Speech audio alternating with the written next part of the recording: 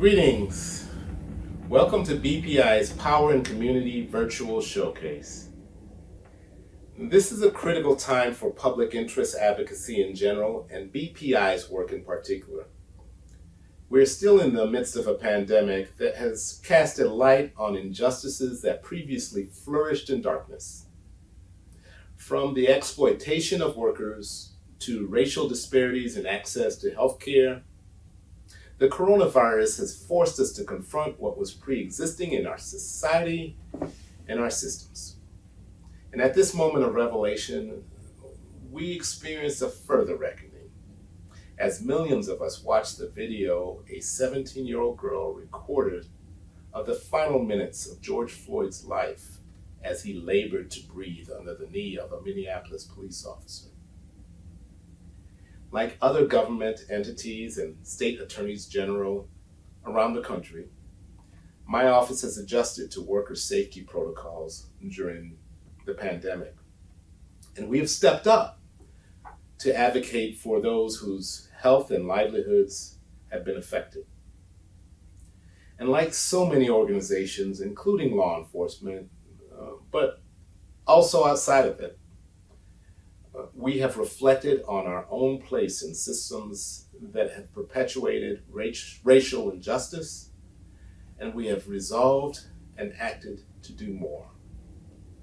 In these endeavors, we rely heavily on outside organizations dedicated to leveraging legal advocacy in the public interest, because we simply do not internally have the capacity to achieve all that needs to be done in every area of the law and in every jurisdiction.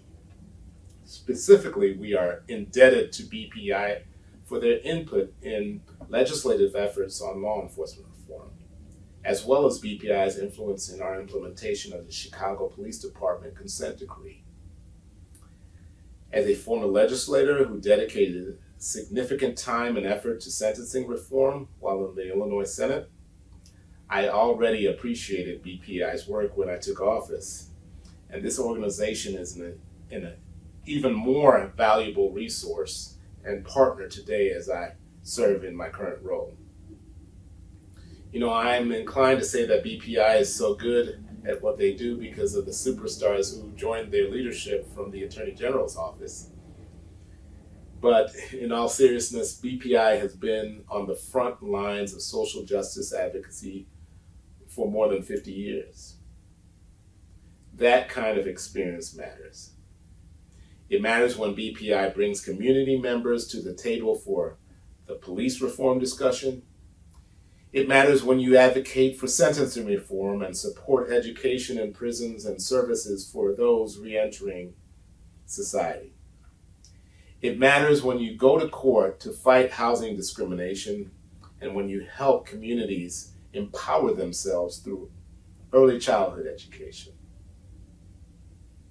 Committed, informed, and persistent advocacy matters. And BPI's contributions matter now more than ever as we push towards greater equality and justice in these unexpected times. I thank you all and welcome. Our many thanks to Kwame Raoul, Illinois Attorney General, for that warm greeting and inspiring opening to our program. Good afternoon. My name is Kara Hendrickson, and I am the Executive Director of BPI, an independent public interest law and policy center, where we address compelling racial and social justice issues that impact the Chicago region and state of Illinois. Through our advocacy, we strive to create a more just society through work on criminal justice reform, police accountability, housing and community development, and education and early learning. I'm pleased to welcome you to BPI's annual event, a showcase featuring an array of important voices in the movement for racial and social justice. Our program this year is themed Power in Community, and we will focus on how we should leverage the great power of community to bring about change now. Thank you for all the support this event received today. I'm sending a special thank you to our sponsors for their philanthropy. Now I'd like to introduce you to our host this afternoon, Lolly Bowen. Lolly is a Pulitzer Prize nominated writer, former reporter for the Chicago Tribune, and now program officer at the Field Foundation in its media and storytelling program. Thank you so much, Kara. I'm honored to be a part of the show today, and what a lineup do we have. I'm incredibly excited to hear more about the power in community from those that are working to make a difference. Thanks, Lolly. We're excited about our featured presenters and hope you walk away from this year's event enriched and ready to join our movement for racial and social equity. All right, I think we're ready to get started now. Kara, thank you again for that introduction and for teeing me up here. I look forward to seeing you later on in the program. Our first featured speaker is Yamiche Alcindor, White House correspondent for PBS NewsHour. In today's ever-changing political landscape, Yamiche has become the go-to voice in analyzing the most critical issues of our time for Democrats and Republicans alike. As the White House correspondent for PBS NewsHour, moderator of Washington Week, and an NBC and MSNBC political contributor, Yamiche methodically unravels the steady stream of breaking news to help her listeners and viewers make sense of it all.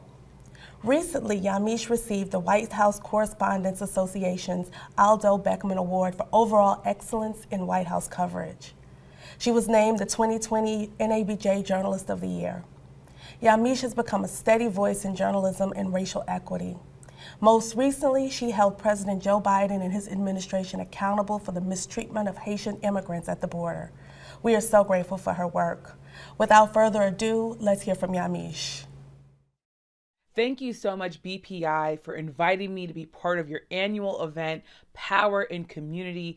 It's such a powerful title. I'm so excited to be here. Of course, I'm Yamiche Alcindor, the White House correspondent for PBS NewsHour and the moderator of Washington Week on PBS. I'm also, of course, a political contributor for MSNBC and NBC News. And I come to you today to talk about journalism and to talk about community. And to me, the best kind of journalism is the journalism that is rooted in community. So I got involved in journalism because of the story of Emmett Till.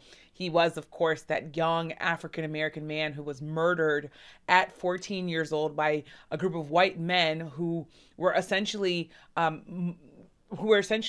going after him for a lie. And it was the community who spoke out. It was the community who bore witness to the death and murder of Emmett Till. And it was his mother, of course, who opened his casket and said, I want the world to see what these men did to my young son, who really proceeded to change history.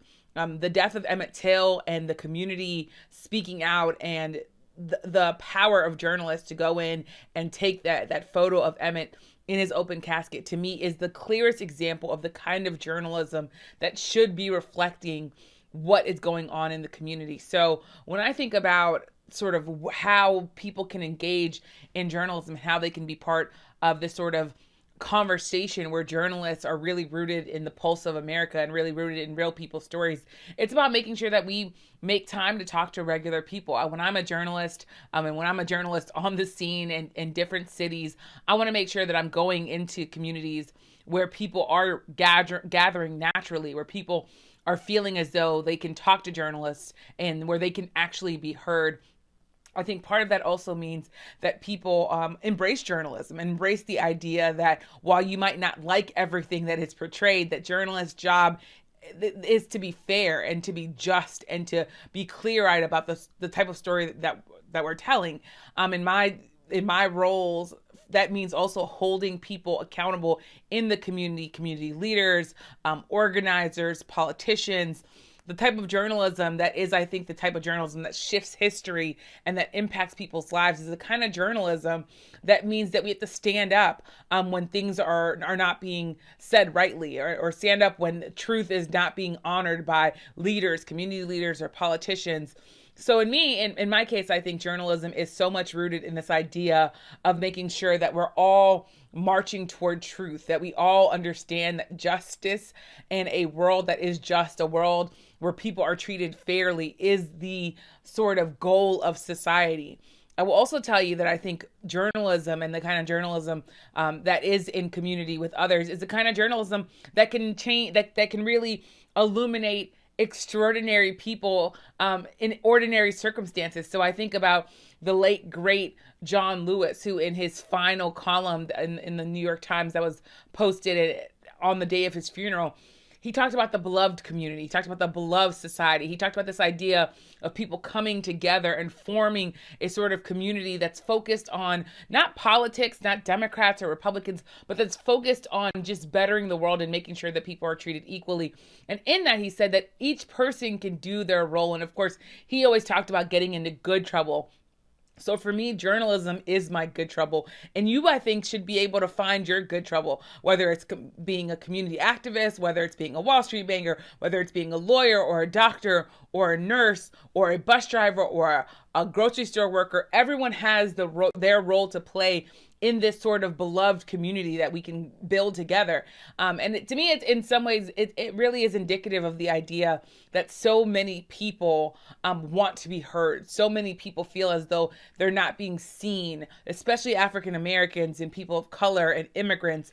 So many times we look over the stories of people who are in vulnerable situations. And I think the best sort of journalism is the kind of journalism that not only holds people accountable, but also illuminates how the community is struggling and also how it's succeeding. It's about journalism that doesn't stereotype people. It's about journalism that shows sort of the realities of life. When I think about one journalism or journalism that sort of is in community, I think about the sort of stories that PBS NewsHour was telling during the pandemic. So we made a point to not just tell stories, of course, about frontline workers and about sort of the day-to-day issues in the pandemic, but we made the extra step to talk to people and talk about people who were suffering and were in sort of frontline jobs that we didn't think of. So bus drivers and grocery store workers and Amazon warehouse workers. And I'll never forget a story that we did along with several colleagues at NewsHour that really illuminated the idea that social distancing and working from home were sort of words that were pregnant with privilege, because what you have here in this society, in this world, is a number of people who cannot work from home, who cannot remote work, who cannot sort of social distance, thinking about immigrants who are living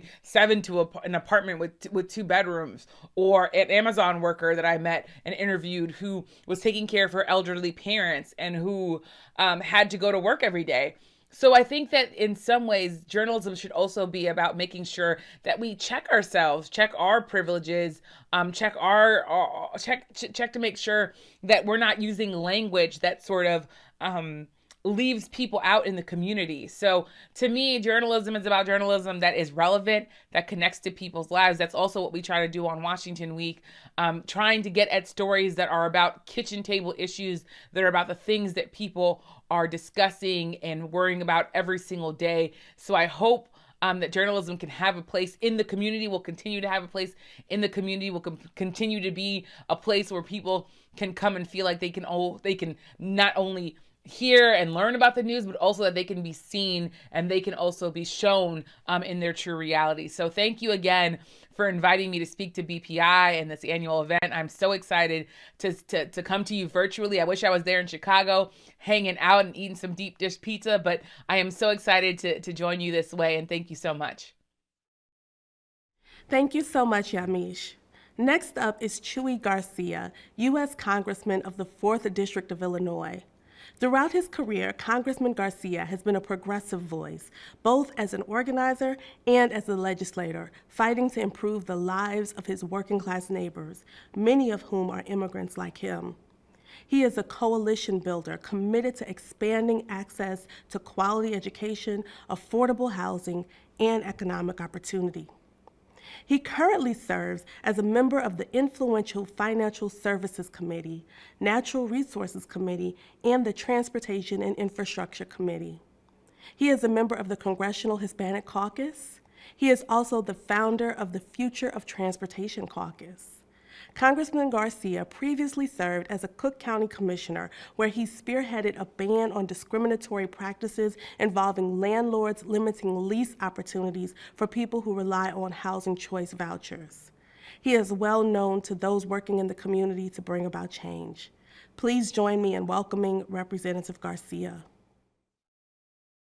Good afternoon, everyone. I'm Chuy Garcia, and it's an honor to join you as we celebrate BPI's grassroots work to uplift community power. But what does it really mean to have power in community?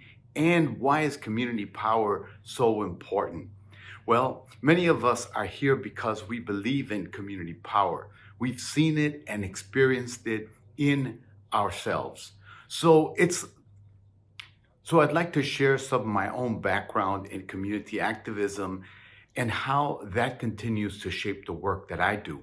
When I first immigrated to the US, I was around 10 years old and I was a pretty shy kid. Everything was new and different, and I was learning how to navigate a new language, school, and friends.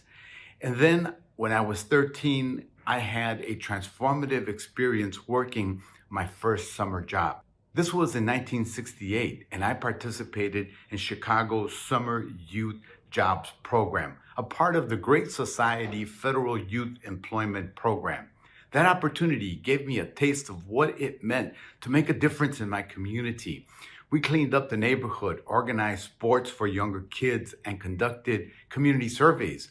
It exposed me to what makes a neighborhood healthy and what makes it safe, and how to give people pride in their communities.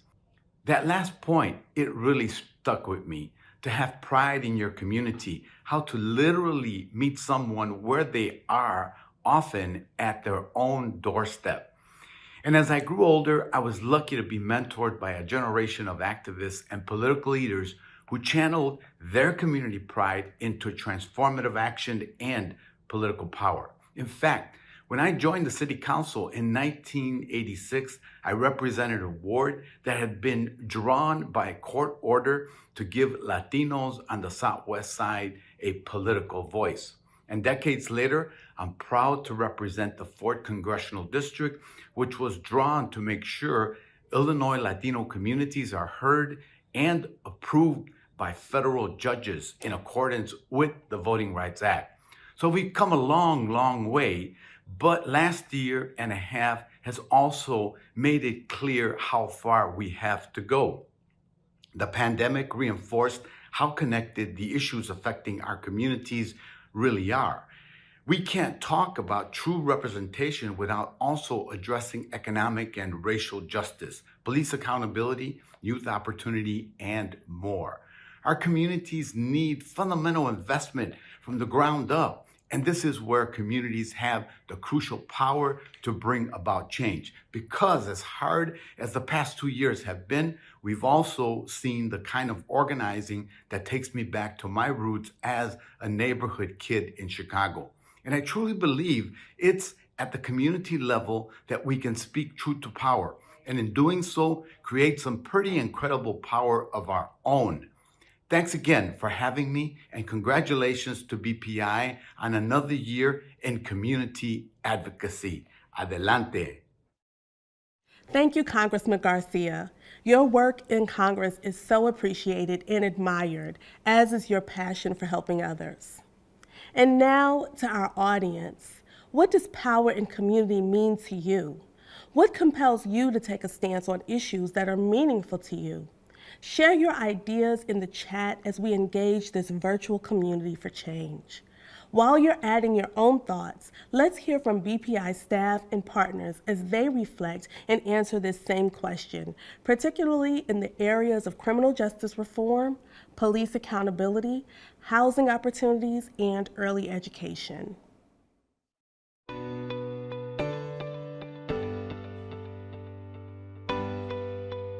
BPI is a public interest law and policy center striving to tackle compelling issues of racial, economic, and social justice in the Chicago region. BPI is working hard every day to bring about real systemic reforms to some of the most important issues that we are facing today.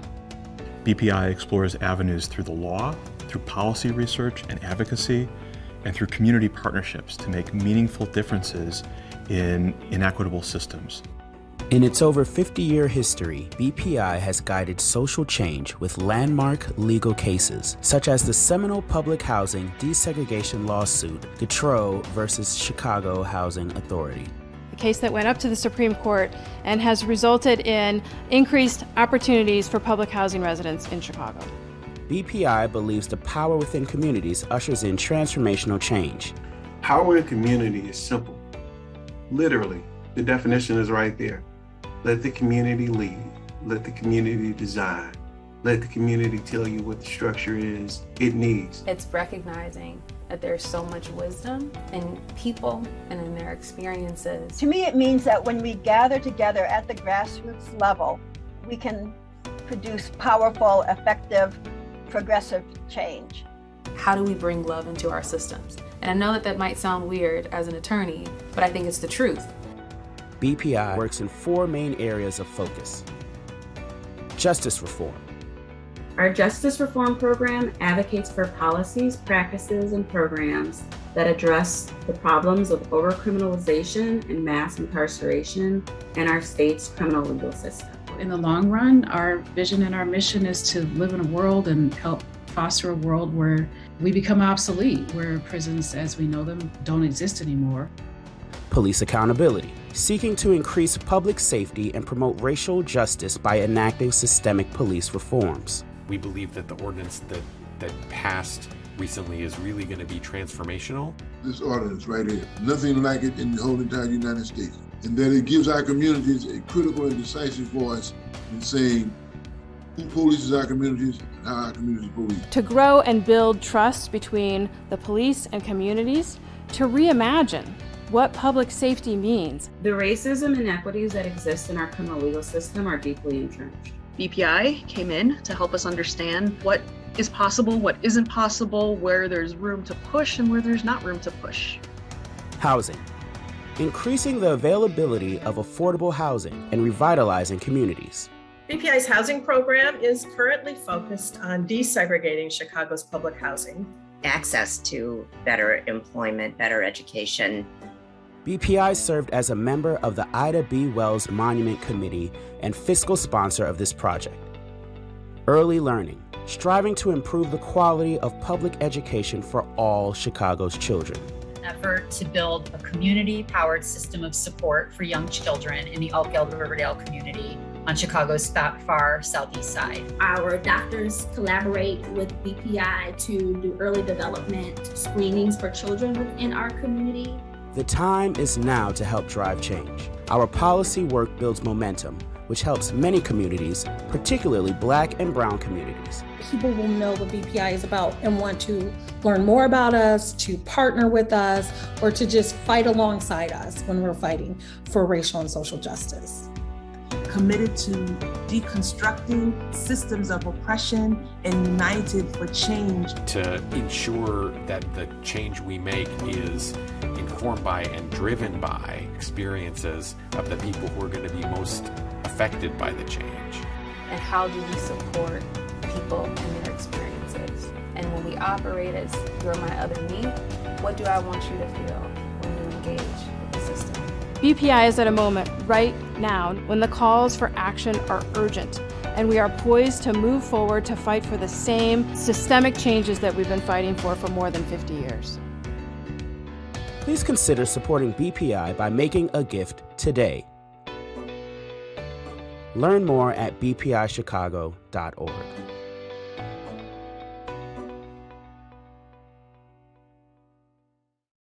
As you have heard, there is power in community, power that can change lives.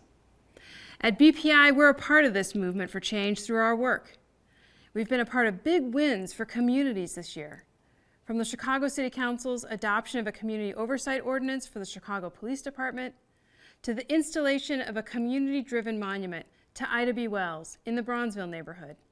BPI is partnering across the city and the state to bring about real change. It's critically important that we galvanize together to grow this community, our community. We invite you to join us in our efforts. What can you do to join us in this work?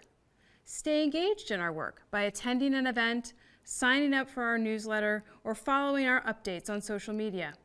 Check out the chat for ways to act now. Please also consider making a gift in support of BPI. Because of your financial support, we can continue in our journey towards a more just society. Use the link in the chat now to donate to support BPI's work. Visit bpichicago.org or simply text Power in Community to 44321 to make your gift today. Our society is more than ready for positive change, and it is imperative that we build upon the momentum of these last 18 months. We need your support now more than ever. Thank you, Kara, for that impassioned call to action.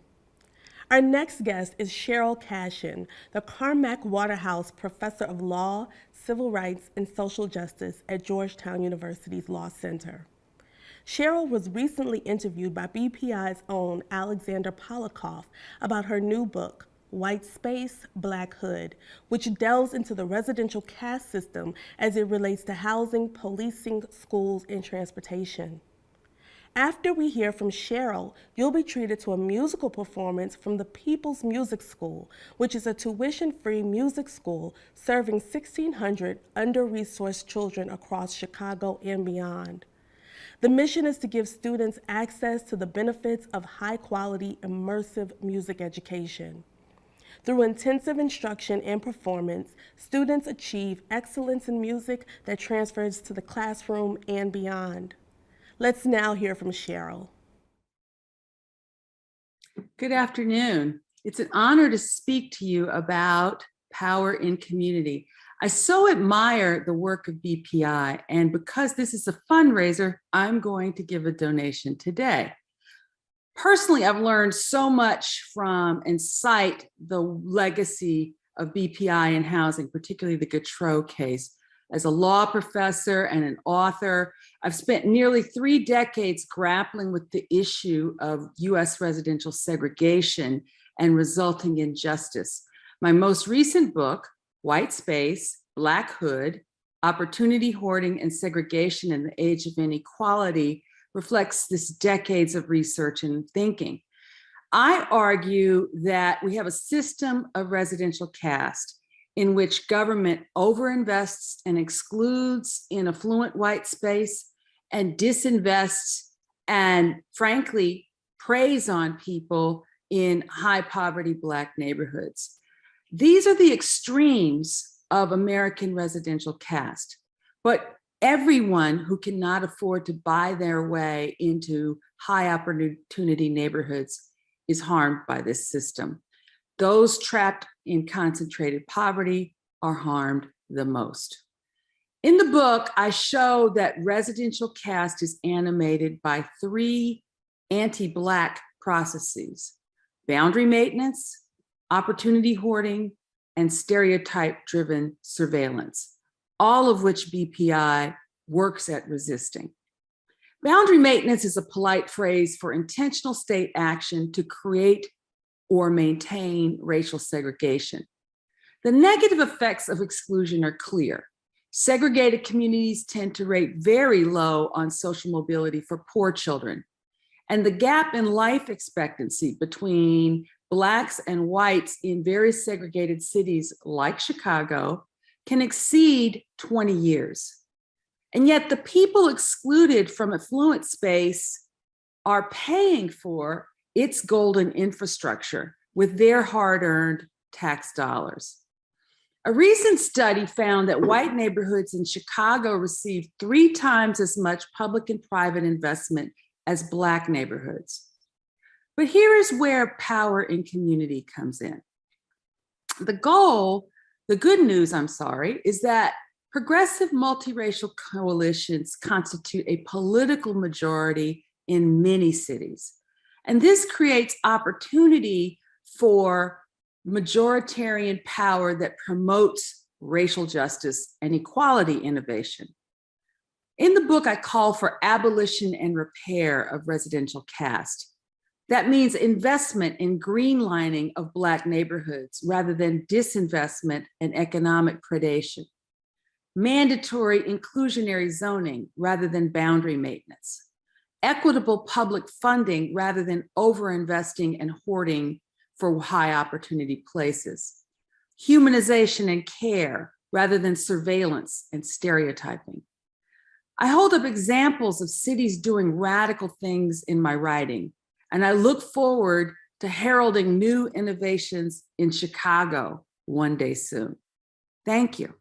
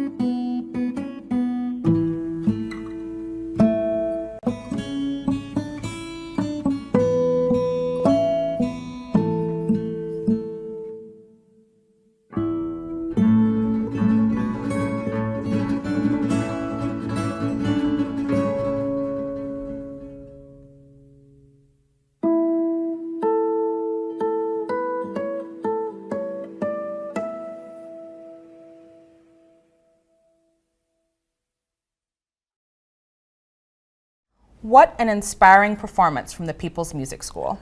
Agreed. Thank you to the staff and students at the People's Music School for this beautiful selection. I'm Sarah Walker-Pauls, a member of BPI's Board of Directors and a co-chair of the committee overseeing this event. I'm Julie Kennedy, also a member of BPI's Board of Directors and Sarah's co-chair. Sarah, this event has been amazing so far, and I can't wait to hear from some of the other great speakers. Yes, Julie, it was great to hear from Attorney General Raoul and inspiring to connect with the ideas of Yamiche Alcindor, Congressman Garcia, and Cheryl Cashin. Hearing from Kara and seeing BPI in action in the video, I'm inspired and ready to do my part for sure. And we have many more great conversations ahead. Before we go forward, on behalf of BPI's fundraising committee, thank you for attending and for your financial support of BPI. Please consider a gift in support of BPI's work for change. It's easy to do. Visit bpichicago.org and click the donate button. Or you can text Power in Community to 44321 and make your gift today. Please know that your support at any level is a great help to the work you're hearing about today. The work of making systemic change requires more than just well-meaning individuals. It requires a community of the committed. Now, more than ever, we need systemic societal change. By supporting BPI's important work, I know that in some small way, I'm helping to make our society fairer, more just, and more equitable. I love that sentiment, Julie. As you know, BPI works in deep collaboration with public and community stakeholders. I was introduced to BPI by a friend familiar with its work, and as I learned more, I was inspired to join the board and to support its mission because it's empowering and, frankly, an honor to contribute to the BPI legacy as a driving force in housing, criminal justice, and early childhood education. Yes, that's right, Sarah. And a big thank you to everyone who has already contributed to this event, to our loyal BPI supporters, and to those who are choosing today to join the BPI community and the BPI cause for the first time. There is still time to support this very important work. Please visit us online at bpichicago.org or text Power in Community to 44321. Thank you so much. Thank you. Together, we are demonstrating that there is power in community. Thank you, Sarah and Julie. And thank you again to Cheryl and the People's Music School. Next, we will share with you more about the monumental passing of the Empowering Communities for Public Safety Ordinance, or ECPS. The first of its kind in the U.S., this ordinance will fundamentally transform the relationship between the Chicago Police Department and the communities it serves. The ordinance will build trust and increase public safety. Let's watch.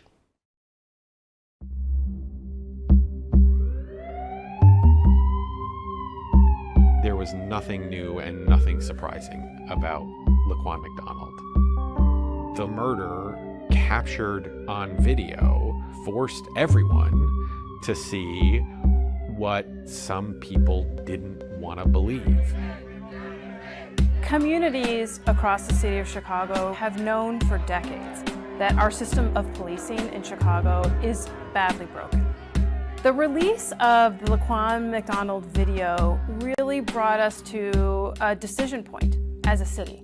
Were we going to take this issue head on and really do the hard work that had been neglected for decades? Or were we going to let that opportunity pass us by?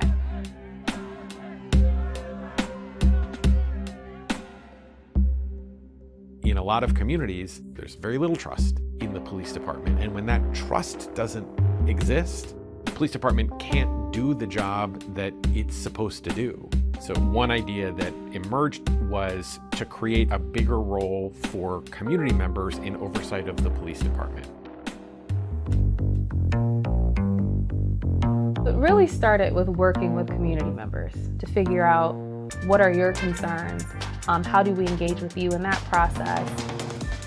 There were deeply engaged community members who showed up day after day, week after week, month after month, year after year to identify what the big issues were and begin to lay out the broad vision.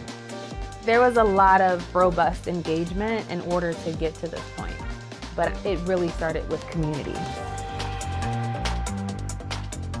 A big part of BPI was our policy experience and our legal experience, and then we then help guide this process with these dozens, sometimes hundreds of people participating to say, what would you like to see changed? I like to think of the work that we do as being a megaphone. They already have their voices. We're just providing some equipment. Attempting to alter the status quo does not happen overnight. We had to go back and forth with aldermen, with different stakeholders, because it's ensuring that not only are we supporting community and having their voice heard, we are allowing that voice to have weight. Literally every single thing that made its way ultimately into the ordinance was something that was mulled over at great length in meeting after meeting with people from neighborhoods across the city.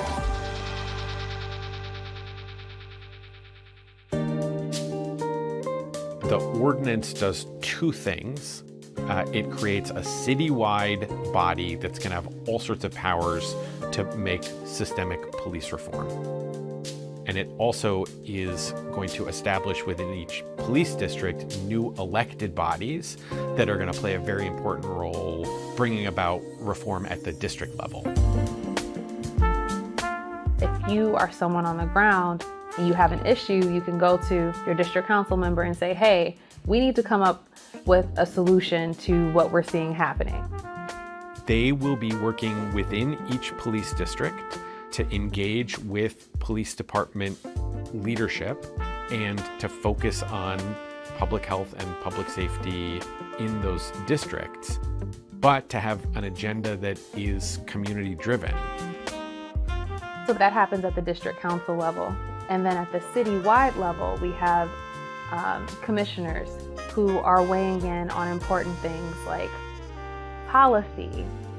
Right now, police department policy is made 100% by the police department internally. There's no requirement that there be any kind of public engagement in the process. The commission will have the ability to make police department policy. We want to make sure that what's happening at the city level is informed by what's happening on the ground. It's been a long journey to get to the point where we are voting on this ordinance. I was in tears the whole time. It was a very powerful moment. It was really incredible. Alderman Laspada. Aye. And it was extraordinary to see just how elated people were. It's hard to get 26 votes in city council and to end up with 36. It made the long nights, the sleepless nights, the tears, it made it all make sense. The real work comes now. What does it look like to build what community has imagined? That's going to be more conversations, that's more innovative thought processes, and more long nights. This is really the beginning now of the possibility and the potential that this ordinance holds for the city of Chicago. We believe that the ordinance is really going to be transformational, and it never in a million years would have happened without the participation of many thousands of people from across the city working in all kinds of ways to make it happen. I may be an attorney, I may have Esquire behind my name, but I'm still a Black woman. And we have a long way to go, but if I were to have a vision, it would be a mother not being scared to send her children out in the world.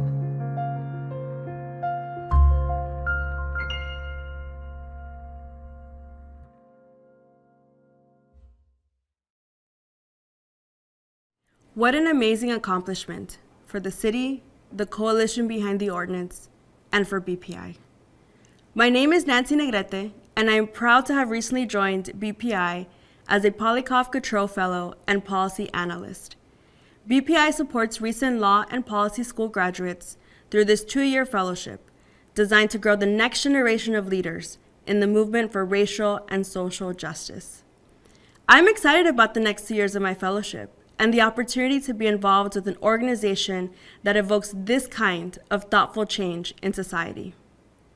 I'm also pleased to have the opportunity to introduce Jonathan Kayden, President of BPI's Board of Directors.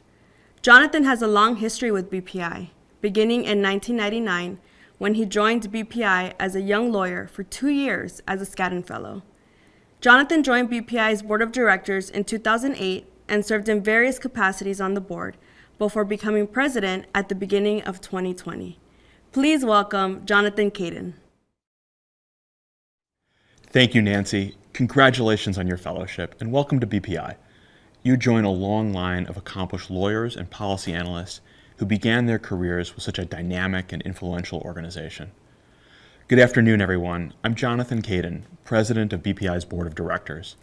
I am delighted to be here with all of you this afternoon to celebrate our shared commitment to justice, equity, and opportunity. On behalf of BPI's board, I extend my sincere gratitude for your commitment to helping BPI meet this moment when our legal and policy advocacy is as relevant and as urgently needed as ever. It is also my great pleasure to honor and introduce to you this year's Champion of the Public Interest Award recipient, Connie Lindsay, Executive Vice President and Head of Corporate Social Responsibility at Northern Trust. Connie is responsible for the design and implementation of the global corporate social responsibility, community development and investments, and global diversity, equity, and inclusion strategy for Northern Trust. In addition, she provides leadership and oversight to the firm's responses to environmental matters, as well as social issues within the marketplace, workplace, and the community. Under Connie's leadership, Northern Trust introduced in 2020 a focused philanthropic strategy that concentrates the bank's volunteerism and contributions on 4 key areas of fundamental impact: educational excellence, food security, accessible healthcare, and affordable housing. Investing in these essential human needs reflects a commitment to creating more equitable opportunities to achieve long-term financial success for those who face unfair hurdles because of their race, ethnicity, gender, geography, or socioeconomic conditions. Connie is also the former National Board President of Girl Scouts of the USA. She joined the Girl Scouts Board in 2005 and was elected twice as National Board President, the highest-ranking volunteer of this 2.5 million member organization. She was an integral part of the Girl Scout transformation, committed to building and sustaining membership growth and ensuring girls receive a premier leadership development experience. In addition to serving on a number of high-profile civic and charitable boards, Connie is a public and motivational speaker on topics of diversity and inclusion, corporate responsibility, leadership, and personal and professional empowerment. She's a mentor and an advocate for women, particularly women of color. Connie is a coach, a sponsor, and a champion. And she is a role model for aspiring leaders interested in focusing the resources of a large institution on community development and social investments, environmental stewardship, equity, and inclusion. I am delighted to introduce you to our Champion of the Public Interest, Connie Lindsay. Thank you, BPI, for this award, the Champion of the Public Interest. I'm so very grateful to be recognized and do receive it with the kind of gratitude and humility that recognizes the amazing work that you've been doing for over 50 years to achieve your vision that every person has the right and opportunity to live their fullest life in a thriving community free of systemic barriers. Howard Thurman said, "In the wide sweep of the ebb and flow of moral law, our deeds track us down, and doer and deed meet." So indeed, when I consider the work that I believe is my calling as much as my profession, when I think about justice, equity, and inclusion, and what that means for all of us in our communities, I'm reminded that leadership oftentimes is an argument with tradition. And how do we as leaders disrupt systemic structures and practices that preclude or prevent anyone from achieving what is the best of them, or from having access to a life that offers opportunity to grow and thrive? So that argument with tradition requires that we all lift our voices, invest our resources in creating ways to enhance, create, and demand justice for those who are not able to do so for themselves. It requires that we think of strategies that are not top-down, but that are prioritized by the community, and they have context-based approaches. That is one of the many ways that we will work together to achieve justice. Having a sense of community unites us. It helps us to understand that we are a part of something that is much larger than ourselves. Creating justice within communities does require the kind of context and understanding, suspending judgment, having empathy, intellectual curiosity, as well as the kind of indefatigable pursuit that BPI has had for over 50 years to making sure that our communities have access to justice and to resources. I add my voice and I add my resources to yours. And on behalf of Northern Trust and myself, I humbly accept this award and look forward to the continuing work that is required of all of us if we are to ensure that our deeds track us down and that when doer and deed meet, we will find ourselves on the right side of history, knowing that the communities that we invest in and care for will help to make the world a better place for all. Thank you again for this honor. I am truly grateful. Thank you, Connie, and congratulations on being named this year's Champion of the Public Interest. Now, I would like to announce a new award that will be presented for the first time in BPI's history. The BPI Alumni of the Year Award recognizes a former intern, fellow, or staff person who's left their time at BPI to pursue further work of distinction in racial, economic, and social equity, furthering our mission through their continued commitment to this work. It is with great pleasure to announce that Heidi Mueller, Director of the Illinois Department of Juvenile Justice, is our inaugural winner. Here to formally introduce Heidi is Candace Jones, President and CEO of the Public Welfare Foundation. I get asked to speak occasionally, and I have to say, I couldn't be more thrilled to offer remarks on behalf of this individual, Heidi Miller, who I think is incredible. There is not another person in this world to me that is more respected as a colleague, more loved as a friend, and more hoped for as an ally in this work. I had the pleasure of meeting Heidi in 2008 when she was leaving Big Law to join the team at Youth Outreach Services, where she came on having, I'm sure, taken an extraordinary pay cut, but not at all diminishing the quality of work that she brought to the table.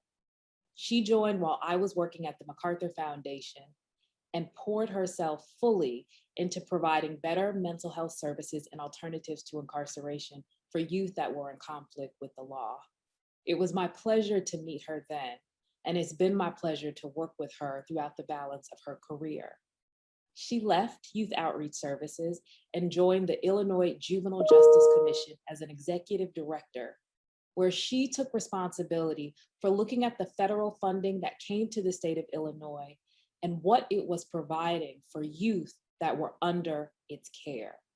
Heidi really worked on cleaning up those resources, making sure that they were supporting the kind of programs and services that were actually helping and benefiting youth. In 2014, she took on what I believe was one of her most incredible assignments. She joined me at the Illinois Department of Juvenile Justice as the Director of Programs. And there, she was designing what was the most critical need in that agency. For so long, when they were looking at the prison system, folks had been concerned about what was happening with safety and security. But what was the real thing that was not given enough care and contention was programs. And Heidi came on to put the head and heart back into that agency and really make sure that that place was delivering the kind of restorative programs to kids who needed it that would get them back on track. She was also in that role, and this is critically important, understanding that the agency had a responsibility to ensure that kids who didn't need programming and weren't going to be better because they were in the Illinois Department of Juvenile Justice were no longer there. And she worked alongside me and an incredible team of leaders to advocate in the state for making the changes that were necessary. She has continued on there as the director, completing an extraordinary vision, working with a new governor to get to the place where they would announce the closure of all of the state's remaining youth prisons, and really has been focused on getting youth out into the kinds of custody and control settings where they're going to be served and safe and becoming the kind of productive citizens that Illinois needs. Heidi Miller is a gem. If anyone's paying attention, one of the things that Heidi and I have in common is that she and I have shared the same role professionally many times already in our career. So if you're tracking this right, that means any day now, Heidi's going to become the next president of the Public Welfare Foundation. And if that's true, she will have done a great service to the state of Illinois. She is a jewel both to our state and to her home state, Wisconsin. And I do hope that you will join me in really thanking her for what is truly the model of public service that she has provided to us and to the state's children, and ultimately its future. BPI couldn't have selected a better candidate for its inaugural Alumni Award.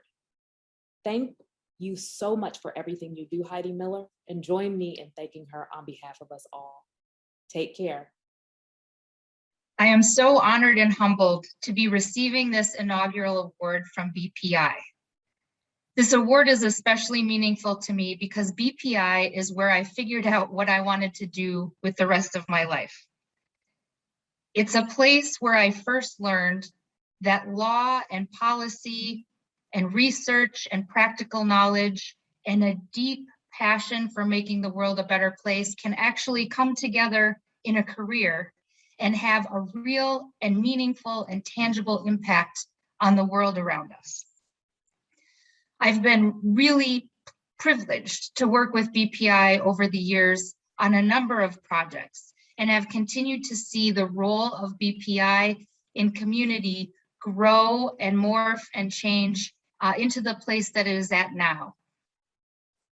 I'm also really privileged and honored to receive this award from Candace Jones.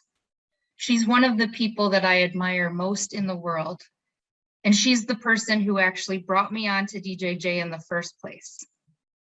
She's truly my shiro, and she's somebody that I think about a lot when I'm making decisions in my work. I am humbled and privileged to be able to do this work. But I think as everyone else who does this work and works in systems like we do knows, it's work that hurts my soul. The systems we work in are so far away from where we want them to be. And as hard as we work every day, and as much as we try to infuse love and equity and justice into them, we know that they were not built on those principles. They were built on systemic racism, on misogyny, on injustice. We work in systems that fail to protect children, that fail to protect families, and that fail communities day after day after day. And we take on the role of trying to improve those things.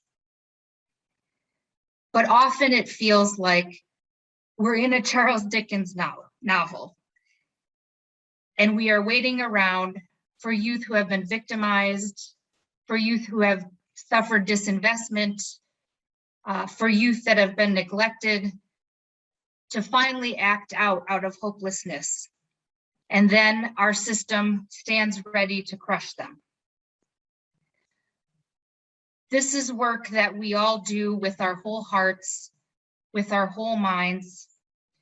And it's work that BPI has become a more and more powerful figure in.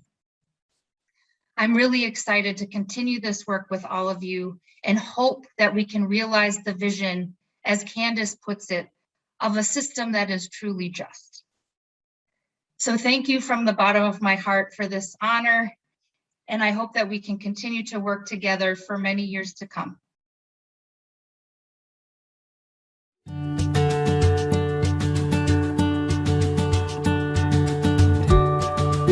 Thank you.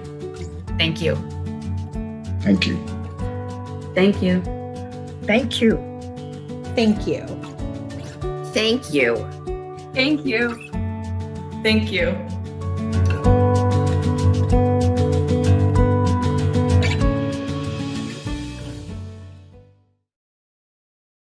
What a powerful BPI community.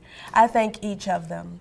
We hope that Power in Community opened your eyes to the varied ways that individuals and organizations are working toward a just society. Yes, thank you to everyone who was with us this afternoon. We hope you gained a few ideas of what you can do as a member of our community. Join us in the chat to share your ideas and learn more about what BPI is working on. And we hope one of those ideas is to partner with us at BPI through a donation or learning more about our work on our website and on social media. Thank you. Now to close us out, please enjoy another selection from the People's Music School. Thank you, everyone. Thank you, BPI, for having me. I love to see this community gathered for this event. Together, we have power in community.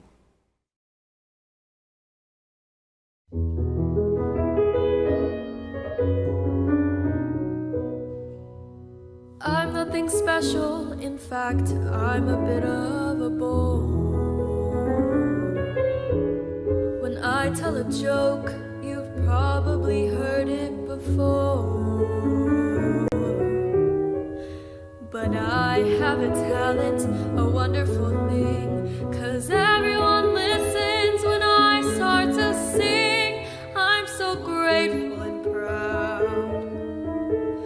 All I want is to say it out loud. So I say thank you for the music, the songs I'm singing. Thanks for all the joy they're bringing. Who can live without it? I ask in all honesty. What would life be without a song or a dance? What are we? So I say thank you for the music, for giving it to me. Todos decían que fui una niña precoz.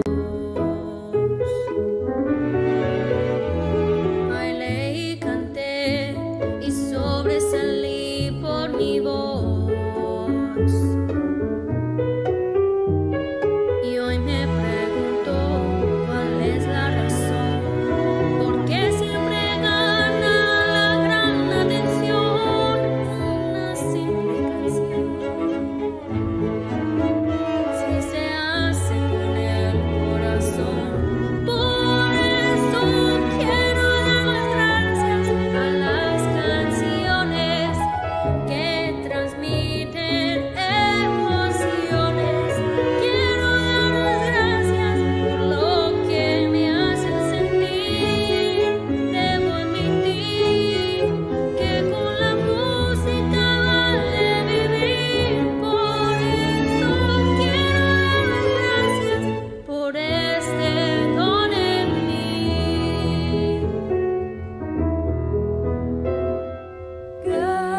Qué suerte tuve, soy tan dichosa al cantar. Quiero que todos disfrutemos juntos. Qué feliz, qué placer explorar.